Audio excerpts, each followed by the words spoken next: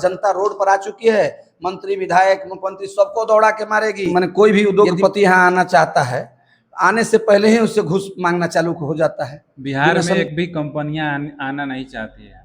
वो बिहार की जनता रोड पर आ चुकी है और आके अपनी उपस्थिति दर्ज करा रही है कि हम जनसुराज के साथ है। जनसुराज जीतती है तो क्या ये दूसरी पार्टियों से गठबंधन करेगी?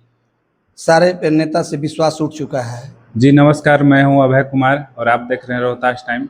अभी हम मौजूद हैं सासाराम में, और सासाराम में अभी हमारे पास हैं पप्पू नटराज जी, जो जनसुराज के एक्टिव कार्यकर्ता हैं, सदस्य हैं।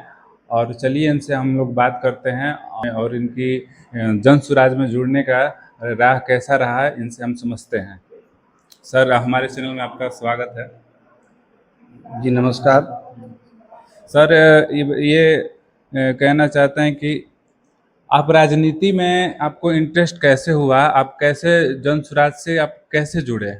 आप जनसुराज ही क्यों चुने? राजनीति में हम तो पहले से ही हैं, लेकिन जनसुराज का विजन बहुत बढ़िया लगा। जो प्लान की रोकने की बात कर रहे हैं, बेरोजगारी की बात कर रहे हैं, जो शिक्षा की बात कर रहे हैं, तो इनके विचारों से, जो 5 विचार हैं, इनके विचारों से सहमत होके हम लोग इनके साथ जुड़े हैं। ये जो शांत किशोर की पार्टी जनसुराज के आने के बाद हमारे बिहार में बदलाव होगा या बेरोजगारी कम होगा? आपको अभी दिखाई नहीं दे रहा है कि बदलाव की लहर चल रही है? सारे नेता से विश्वास उठ चुका है, सभी लोगों का। भीड़ क्या बता रहा है? प्रशांत किशोर जी का जो जब मीटिंग सभा हो रही है, बिहार बदलाव सभा हो रही है, उस सभा में भीड़ बता रही है, लोगों का भीड़ बता रहा है और उमंग बता रहा है कि बिहार बदलाव की ओर है। और नीतीश कुमार का इकबाल खत्म हो चुका है। आपका कहने का मतलब है कि जनता आप लोग को जनता का भरपूर सपोर्ट मिल रहा है आप लोग को? बिहार की जनता रोड पर आ चुकी है और आके अपनी उपस्थिति दर्ज करा रही है कि हम जनसुराज के साथ हैं। जनसुराज के जो सूत्रधार हैं वो 12 मुख्यमंत्री, प्रधानमंत्री बनाए हैं। सरकार कैसे चलाया जाता है हमारे प्रशांत सर से बेहतर कोई नहीं जान सकता है। इसलिए जनसुराज का जो भी रूपरेखा होगा, जो भी संविधान है, वो एकदम खुला किताब की तरह है, सब लोग पढ़ सकते हैं। जब जनसुराज आएगी तो शिक्षा, स्वास्थ्य, पलायन, सारी की सारी समस्या समाधान हो जाएगी। अभी बिहार में मुख्य जो मुद्दा है, बेरोजगारी का मुद्दा है, पलायन का मुद्दा है, शिक्षा का मुद्दा है। इसको कैसे ठीक कर पाएगी जनसुराज की टीम?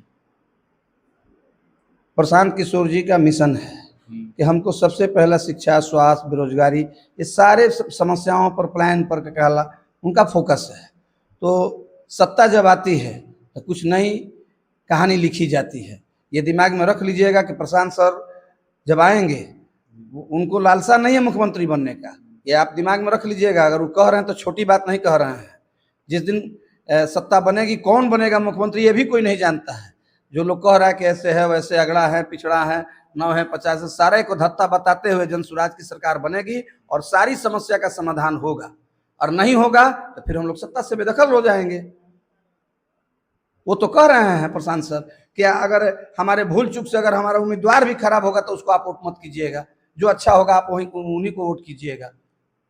और जनसुराज की पार्टियां में इतना भीड़ आप लोग कैसे इकट्ठा हो पा रही है जिसकी दूसरी पार्टियां नहीं कर पा रही है? जैसे कि मैं ये एनडीए का ओबरा में सभा था, या भी सासाराम में, या और अगल बगल सभा था, उसमें इतना ज़्यादा भीड़ नहीं हो पाया था जितना जनसुराज के सभाओं में हो रहा है। इसका क्या कारण हो सकता? जनता रोड पर आ चुकी है, जनता रोड पर आ चुकी है और सत्ता से बेदखल करके ही दम लेगी। वो दिन ज़्यादा दिन दूर नहीं है, आप लिख के रख लीजिए। कहिएगा कि किसी पप्पू नटराज से, एक छोटा कार्यकर्ता से, जनसुराज के एक छोटा कार्यकर्ता, एक सिपाही से मुलाकात हुआ था और बात हुई थी।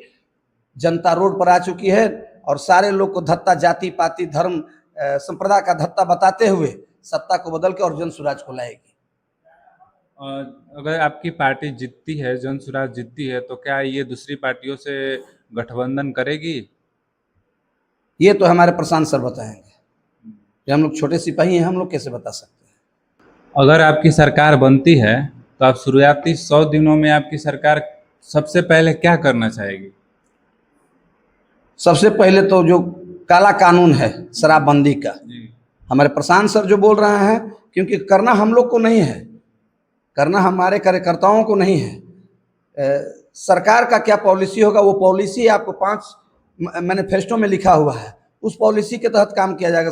हमारे प्रशांत सर कह रहे हैं, भरे मन से कह रहे हैं कि वो काला कानून जो दारू बंद है और घर घर में बिक रही है। पहले 5 दुकान हुआ करता था, जिस गांव में जाइए तो 5 दुकान है। पहले प्रखंड में दुकान हुआ करता था, अब गांव में जाइए तो 5 दुकान है। उस काले कानून को सबसे पहले खत्म किया जाएगा। पहले शराब से सरकार को राजस्व आता था और हमारे राजस्व का आता था, इसके वजह से शराब अगर बंद कर दिया गया है तो अब वो राजस्व भी नहीं आ रहा है, जबकि वो शराब अंदर अंदर ही चालू है, जो माफिया लोग एक्टिव है कहने। इसीलिए ना उसको काला कानून कहा जा रहा है। एक तरफ कह रहे हैं शराब बंदी है और शराब ओपन शराब बिक रहा है।